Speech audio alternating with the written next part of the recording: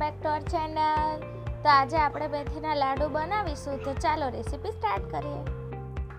આપણે આજે મેથીના લાડુ બનાવવાના છીએ, તો એના માટે 500 ગ્રામ ઘઉંનો લોટ લીધો છે, 300 ગ્રામ ગોળ છે, 500 ગ્રામ ઘી લીધું છે, 100 ગ્રામ મેથીનો પાવડર છે, 100 ગ્રામ ગુંદ છે, જે અમે પાવડર લીધો છે, તમે આખો પણ યુઝ કરી શકો છો, અને આ 50 ગ્રામ જેવું કાટલું પાવડર છે, અને આ 20 ગ્રામ સૂંઠ છે, કિસમિસ, અને આ મિક્સ ડ્રાય ફ્રૂટ્સ છે, અને આ ટોપરાનું છીણ છે, એ અમે 200 ગ્રામ લીધું છે। તમે તમારી મરજીથી વધારે ઓછું કાંઈ નાખવું હોય તો નાખી શકો છો। ટોટલ આટલી સામગ્રી આપણી રેસીપીમાં યુઝ થશે।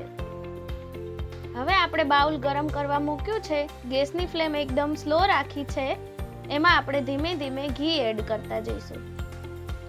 આપણે બાઉલમાં એક મોટી ચમચી ભરીને ઘી એડ કર્યું। હવે ડ્રાયફ્રૂટ શેકશું। હવે ધીમે ધીમે ડ્રાયફ્રૂટ એડ કરીને મીડિયમ ફ્લેમ પર ડ્રાયફ્રૂટ શેકશું। ડ્રાયફ્રૂટ શેકવાથી એના અંદરનો જે ભેજ હોય છે એનું પ્રમાણ ઓછું થાય છે, જેનાથી આપણા લાડુ વધારે ટાઈમ સુધી સારા રહેશે। તો એના માટે ડ્રાયફ્રૂટને શેકી લેવાના। હવે આપણા ડ્રાયફ્રૂટ શેકાઈ ગયા છે, હવે એને કાઢી લઈશું। હવે આપણે બાઉલમાં પાછું એક મોટી ચમચી ભરીને ઘી નાખ્યું છે। હવે ટોપરાનું છીણ એડ કરશું। ટોપરાના છીણને પર શેકવાનું છે, જેથી એમાં રહેલા ભેજનું પ્રમાણ પણ ઓછું થઈ જાય। હવે એઝ ઇટ ઇઝ ડ્રાયફ્રૂટની જેમ આને પણ ધીમા તાપે શેકી લઈશું। હવે આપણું ટોપરાનું છીણ શેકાઈ ગયું છે, આપણે એને આટલી વાર જ શેકવાનું છે, વધારે એનો કલર ચેન્જ નથી કરવાનો, આટલું જ રાખવાનું છે। તો હવે આપણે આને પણ કાઢી લઈશું। હવે આપણે બાઉલમાં અડધું ઘી નાખ્યું છે લોટ શેકવા માટે। હવે આપણે લોટ નાખશું।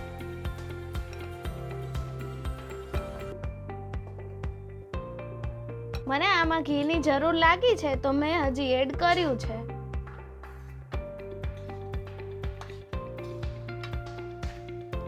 મીડિયમ ફ્લેમ પર શેકતા જવાનું છે। તમે જોઈ શકો છો મેં આટલું મિક્સચર ઘટ કર્યું છે। આટલા ઘીની જરૂર હતી તો મેં આટલું એડ કર્યું છે પાછળથી। તમારા લોકોને જરૂર હોય તો તમે પાછળથી નાખી શકો છો। થોડું વધારે ઘી હશે તો લોટ સારી રીતે શેકાઈ જશે, એટલા માટે ઘીનું પ્રમાણ આટલું રાખવાનું।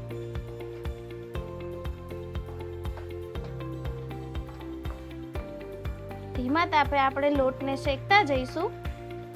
તમે જોઈ શકો છો એની કન્સિસ્ટન્સીમાં થોડો ફરક લાગી રહ્યો છે। જેમ જેમ લોટ શેકાતો જશે તેમ તેમ એની કન્સિસ્ટન્સી હજુ ચેન્જ થશે, અને તાવેથો એકદમ ફ્રીલી ફરવા લાગશે, અને ઘી પણ છૂટું પડશે।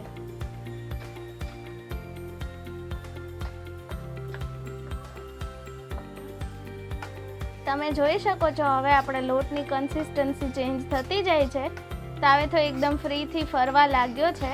તો હવે આપણે લોટ શેકાવાની તૈયારીમાં છે। ઘી ધીમે ધીમે છૂટું પડી રહ્યું છે। હજુ આપણે ગેસની ફ્લેમ સ્લો જ રાખી છે, સાવ ધીમા તાપે જ શેકવાનું છે, જેનાથી તમારો લોટ પ્રોપર શેકાઈ જાય। હવે આપણો લોટ પ્રોપર શેકાઈ ગયો છે, તમે જોઈ શકો છો એની આટલી કન્સિસ્ટન્સી થઈ ગઈ છે। હવે આપણો લોટ શેકાઈ ગયો છે, તો એમાં આપણે ગુંદ એડ કર્યું છે। અમે ગુંદને તળ્યો નહોતો, એટલા માટે આપણે શેકવામાં જ ગુંદને એડ કરી દઈશું, તો સાથે સાથે શેકાઈ જશે।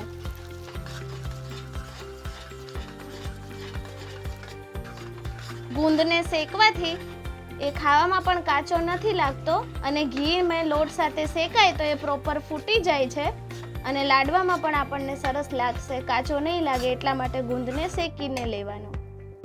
હવે આપણે એક બાઉલમાં 2 મોટી ચમચી ભરીને ઘી એડ કર્યું છે।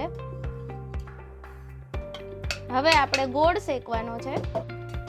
ગોળનો પાયો નથી લેવાનો, આપણે ખાલી એને શેકવાનું જ છે ઘીમાં। તો ધીમા તાપે આપણે એને શેકશું। મને ઘી ઓછું લાગી રહ્યું છે, તો થોડું ઘી એડ કર્યું છે અમે લોકોએ। હવે ધીમા તાપે આપણે ગોળને શેકી લઈશું। ગોળને થોડી વાર માટે જ શેકવાનો છે, ઓગળી જાય તો એના ગાંગડા આપણને લાડવામાં આવે નહીં, એટલા માટે જ એને શેકવાનો છે। હવે આપણો ગોળ ઓગળી ગયો છે। હવે એમાં આપણે મેથી એડ કરશું। તમે જોઈ શકો છો આટલો ગરમ થાય ત્યાં સુધી જ ગોળ રાખવાનો છે. હવે મેથી એડ કરી દઈશું. હવે આપણે ધીમે ધીમે મેથી એડ કરી દઈશું.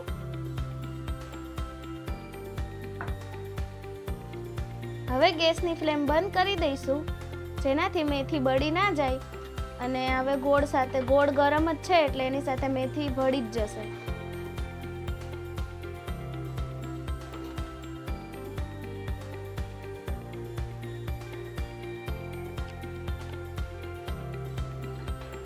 હવે આપણે કિસમિસ એડ કરશું.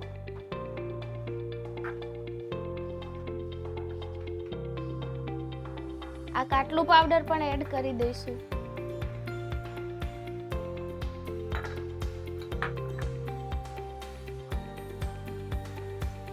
અને સૂંઠ પણ નાખી દઈશું.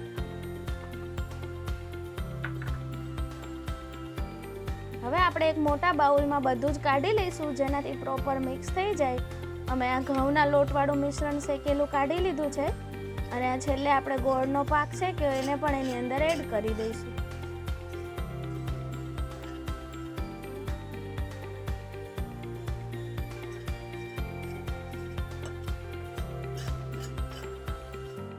અને હવે આમાં આપણે ટોપરાનું છીણ અને ડ્રાય ફ્રૂટ્સ જે પહેલાં શેક્યા હતા એ પણ એડ કરી દઈશું. હવે અમે લોકોએ નીચે ઉતારી લીધું છે બધું, કારણ કે ગેસ ઉપર રાખવાની જરૂર નથી. હવે બધું નીચે જ મોટા બાઉલમાં આપણે મિક્સ કરી લઈશું.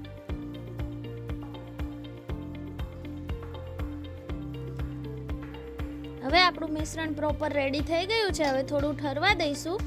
જો તમે જોઈ શકો છો લાડવા વળી શકે એવું થઈ ગયું છે, પણ હમણાં થોડું ગરમ છે એટલે આપણે થોડી વાર ઠરે પછી લાડવા વાળીશું. તમે જોઈ શકો છો આ લાડુ બનીને તૈયાર થઈ ગયા છે. કેવા સરસ લાગી રહ્યા છે. આની અંદર મેથી, કાટલું બધું હોય છે, તો શિયાળા માટે બહુ જ બેનિફિશિયલ છે. મેથીનો નેચર ગરમ હોવાથી અને શિયાળામાં ખાવાના ઘણા બધા ફાયદા છે. તો એક વખત ચોક્કસ તમે લોકો આ રેસીપી ટ્રાય કરજો. મેથીના લાડુ તમને ખાવાની બહુ જ મજા આવશે. તમે જોઈ શકો છો કેવા સરસ બની ગયા છે. એક વખત જરૂરથી રેસીપી ટ્રાય કરજો અને અમારી ચેનલને લાઈક, શેર ને સબસ્ક્રાઈબ કરજો. Thank you.